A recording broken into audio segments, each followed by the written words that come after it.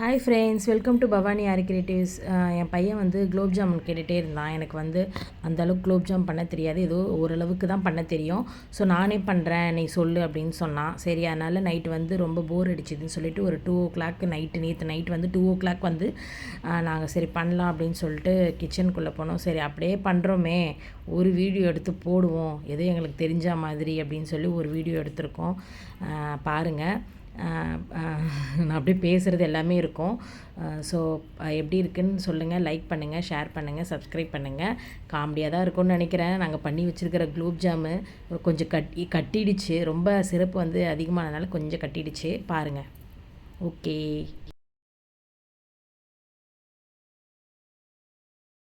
இன்னும் நல்லா பிசையணும், அப்படியே லூஸ் ஆகணும், மாவு டைட்டாகவே இருக்கக்கூடாது. மாவு நல்லா லூஸாக இருக்கணும், ரொம்ப டைட்டாக இருக்கக்கூடாது, ஓரளவுக்கு மிதமாக இருக்கணும். அப்போ உருண்டை பிடிக்க நல்லாயிருக்கும். மூந்து ஏன்டா பார்க்குற? வெண்ணெய் ஸ்மெல்லு, வெண்ணெயும் பாலும் மிக்ஸ் ஆகுதுல்ல, போடுறோம்ல. இப்போ கையில் எடுத்து உருண்டை பிடி. ஏய், நீ என்ன களியா கலர்ற? குலோப் ஜாம் பண்ணுற, கையில் எடுத்து உருண்டை பிடிடா. புடி, உருண்டை புடி கையில் எடுத்து. போதும். சின்ன சின்ன உருண்டையாக கையில் பிடிக்கணும். அது ரொம்ப பெருசாக இருக்குடா, கொஞ்சம் சின்னதாக்கிக்கோ. இல்லைன்னா அப்போ நல்லா பிசையணும்னு அர்த்தம். இன்னும் கொஞ்சமாக ஊற்று, பால் லைட்டாக ஊற்றி அப்படியே கொஞ்சமாக போட்டு மிக்ஸ் பண்ணிடு. போதும். ரொம்ப இலகாயிடுச்சுன்னா குலோப் ஜாம் மாவு உருண்டை வராது.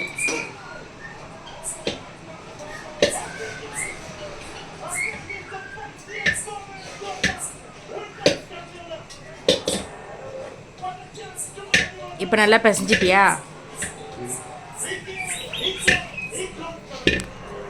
காட்டு.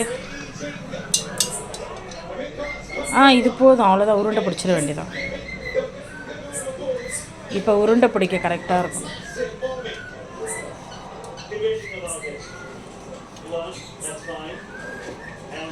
கொஞ்சம் தானே சாப்பிட்டு போதும். உன்னை எடுக்கலடா, இது எடுத்துட்டு என்ன இருக்கு? சக்கரை இருக்கா? சக்கரை எப்படி இருக்கும்? லூஸா.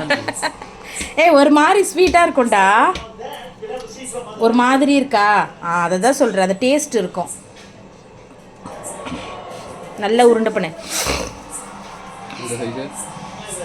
ஓகே, கொஞ்சம் சின்னதாக்கிடு. ஓகே,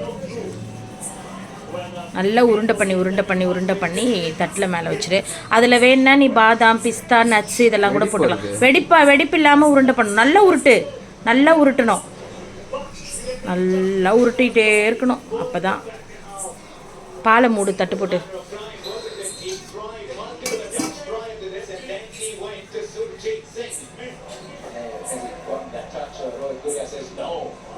இன்னும் நல்லா.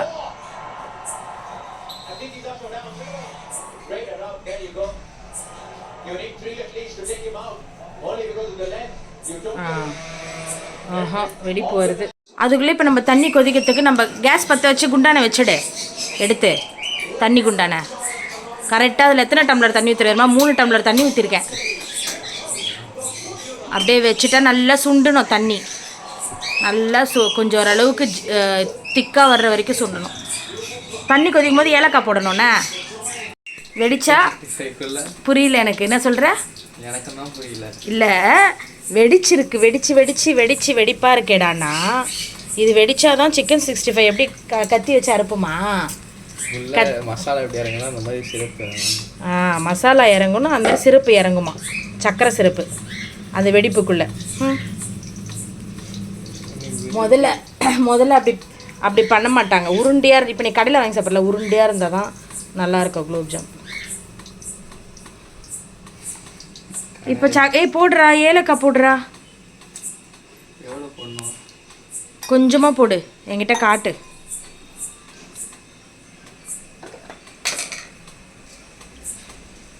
எதை காட்டு? இன்னும் கொஞ்சம் போடுற. அந்த இலையோடு போடுறா. இன்னும் கொஞ்சம் போடு.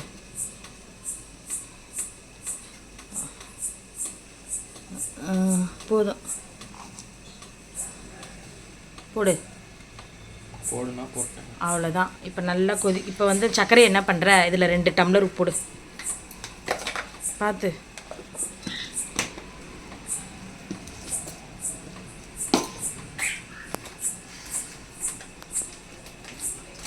கேப்ஷனில் எங்கள் வீட்டு வேலைக்காரன்னு குலோப் ஜாமுன்.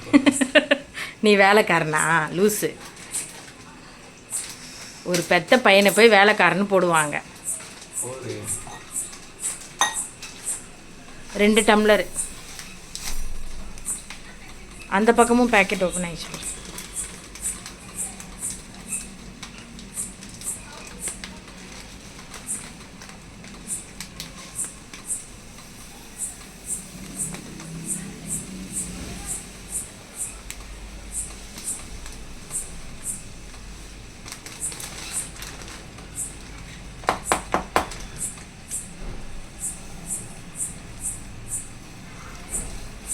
இன்னொரு டம்ளர் போட்டினா இந்த கரண்டியை வச்சு கிண்டுன்னு கிண்டணும். அப்புறம் அது கரைஞ்ச உடனே நல்லா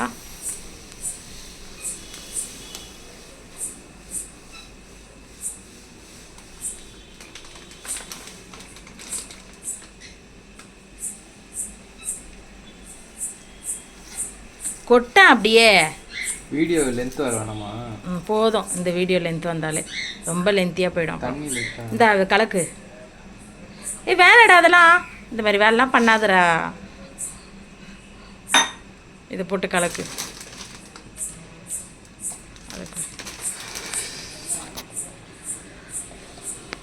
சிம் வச்சுருவா? இல்லை ஃபாஸ்ட்டாக இருந்தால் தான் சீக்கிரமாக சிறப்பு கொதிச்சு சுண்டும் லைட்டாக. இது யார் உருட்டுவா? பரவாயில்ல. அது உருட்டிட்டா கூட வறுக்கு எடுக்கிறதுக்கே லேட் ஆகிடும். அதுக்குள்ளே இது சுண்டுறதுக்கு கரெக்டாக இருக்கும். அவ்வளோதான். விட்டு இதை உருட்டு இந்தாட்டி. அந்த பக்கமாக அதை தூக்கி போட்டுடலாம். கொஞ்சம் கொதித்த உடனே இந்த பக்கம் கடாய் வச்சு இதை பொரித்து எடுத்துடலாம். கொஞ்சம் ஷேப்பாக உருட்டு. ஒன்று வந்து குட்டியாக இருக்குது, ஒன்று பெருசாக இருக்குது, ஒன்று உன்ன மாதிரி நீட்டாக இருக்குது. எல்லாம் வாய்க்கு தான் போகுது. எல்லாம் வாய்க்கு போனாலும் ஷேப் அழகாக போகணும்ல, அதுக்கு சொல்கிறேன்.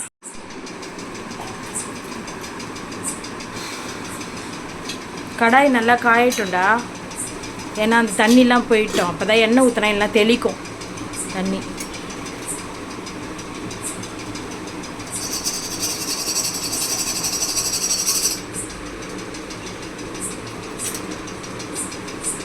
அப்படிலாம் ஊற்றுனா வேலைக்கு ஆகுமா? எடுத்து கீழே சிந்தாமல் ஊற்று. ஊற்று. நல்லா தான் அகலப்படுத்தி ஊற்று. ரொம்ப கிட்டுக்காக ஊற்றிட்டுனா இப்படி ஊற்றிக்கும். ஊற்று. இன்னும் நல்லா ஊற்று. இன்னும் நிறைய ஊற்று. அதுதான் போதும். நல்லா காட்டணும். எண்ணெய் காயணும். எண்ணெய் காஞ்சாதான் நீ ஜாமுன் போடணுமே. எண்ணெய் நல்லா காஞ்சிச்சு. எண்ணெய் காஞ்சிச்சின்னு பார்க்கறதுக்கு இப்படி வச்சோன்னா ஒரு மாதிரி அனல் அடிக்கும். எவ்வளோ கொழுப்பு இருக்கும் கை உள்ள. கை போச்சுன்னா அவ்வளோதான். ஒன்றே ஒன்று போட்டு பாரு. சின்னதாக ஒன்று போட்டு பார்க்க தானே ஃபஸ்ட்டு. குட்டியாக எடுத்து ஒன்று போடு. போடுற என்னடா பண்ணுற? எண்ணெய் காஞ்சிச்சு. இப்போ நீ போடலாம். எல்லாத்தையும் போடலாம். ஒரு 4-5 போடு. ஒரு 10-20 போடு.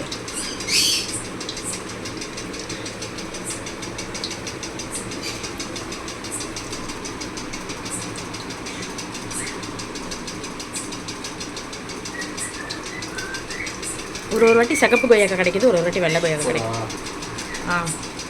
போடு. எண்ணெய் தான் நிறையா இருக்கேன்.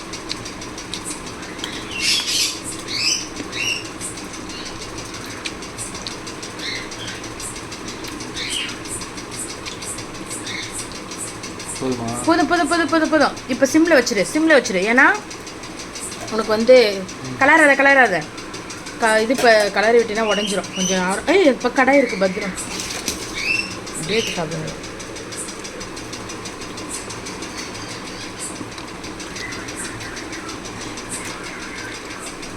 சிரப்பு நல்லா காஞ்சிச்சா? நல்லா கொஞ்சம் சுண்டணும்.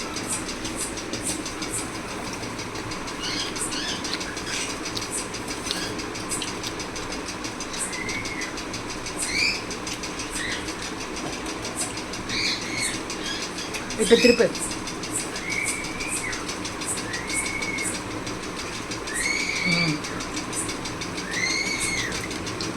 எல்லாம் திருப்புடா.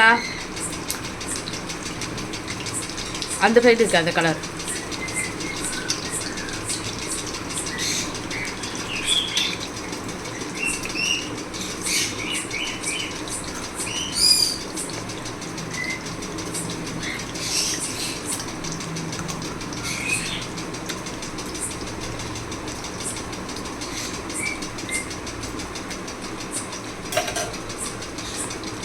ஆமாம், எண்ணெய் கொதி அடங்கினாலே எடுத்துடலாம்.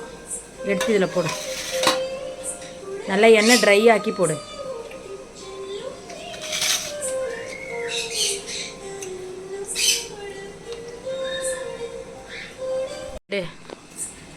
எண்ணெய் வடிச்சிட்டு அப்படியே எடுத்து போடு. அவ்வளோதான். அந்த சாங் லீடு போட்டு குண்டு குண்டு குண்டு குண்டு குலோப் ஜாமுன் அது நீ போட்டுரு. சர்க்கரை நல்லா சுண்டுட்டோம். ஏன்னா எனக்கு என்னவோ எல்லாமே ஆறின பிறகு தான். ஆனால் வந்து சர்க்கரை தண்ணி கம்மியாக இருக்கிற மாதிரி இருக்குது. அதனால் இருக்கிற குலோப் ஜாம் மட்டும் போட்டு மீதி கூட அப்புறம் சர்க்கரை தண்ணி இது பண்ணிட்டு நம்ம போட்டுக்கலாம்.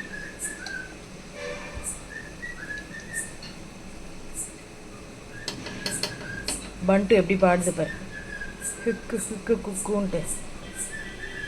அந்தமாரி ட்ரை பண்ணிவிட்டு அவ்வளோதான். தண்ணி எண்ணெய் இழுக்கலை பற்றியா, அதுக்கு தான். எண்ணெய் காஞ்ச ஒன்று போட்டு திருப்பி அதேமாதிரி எண்ணெய் கொதி நின்ன ஒன்று தான் நம்ம எடுக்கணும் ஃப்ரை பண்ணதெல்லாம். அப்போ தான் எண்ணெய் நீ அப்படியே ஃப்ரெஞ்ச் ஃப்ரை பண்ணிய நேற்று அப்படியே எண்ணெய் வந்தது அதில்.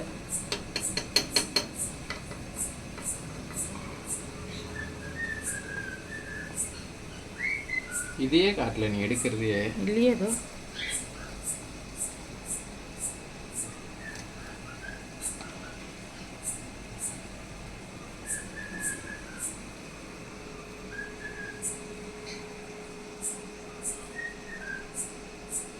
அவ்வளோதான். இப்போ அடுத்த உருண்டையெல்லாம் போட்டுட்டு அதேமாரி சிம்லேயே இருக்கட்ட பரவாயில்ல. குக்கி குக்கி குக்கி குக்கி எங்கள் சின்ட்டு குட்டி வேற நேற்று காணாமல் போயிடுச்சு. பன்ட்டு குட்டி தான் இப்போ இருக்குது. எங்கள் சின்ட்டு நேற்று எங்கே போச்சோ மழையில். டொயின் டொயின் அப்படி போடணும். அந்த சரி ஒரு டைம். Okay done. எல்லாம் ஒன்றா போய் அப்புறம் முட்டை கட்டிக்கு போகுது. ஃபாஸ்ட்டாக வைக்காத, சிம்மில் வை. ஏன்னா மேலே தீஞ்சிரும், உள்ளே மாவு வேகாது. ஃபாஸ்ட்டாக வச்சுன்னா அப்புறம் மேலே தீஞ்சிரும், உள்ளே மாவு வேகாது. இப்போ இது வெந்திருக்கான்னு உடச்சிப்பாரு. ஒன்றே ஒன்று உடச்சிப்பாரு வெந்திருக்கான்னு. கொய்யாக்கா அப்புறம் சாப்பிட்றா. நான் எனக்கு கட் பண்ணி வச்சேன், நீ சாப்பிட்டு இருக்கிற.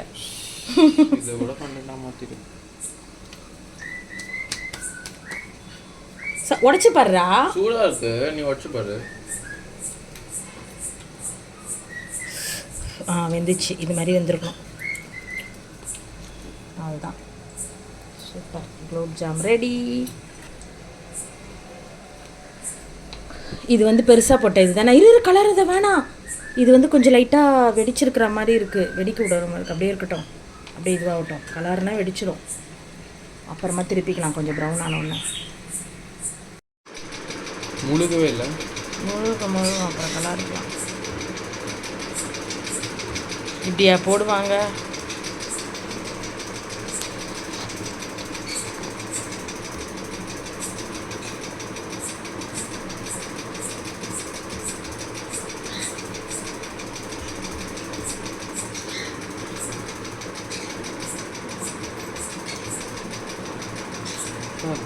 அவ்வளோதான் போட்டுருவோம். எல்லாம் ஊறிடும் காலையில்.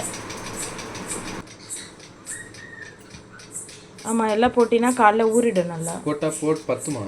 போதும் கரெக்டாக இருக்கும். அதுக்கு அந்த உடஞ்சது தான், அது தனியாக ஜீரா பண்ணி தான் அதை அதில் போடணும். ஏன்னா அதெல்லாம் கலரி விடு. இப்போ கரண்டி எடுத்து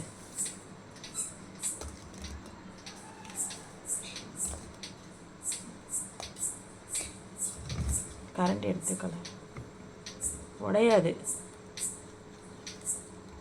ஜீரா திக்காக இருக்குல்ல, உடையாது.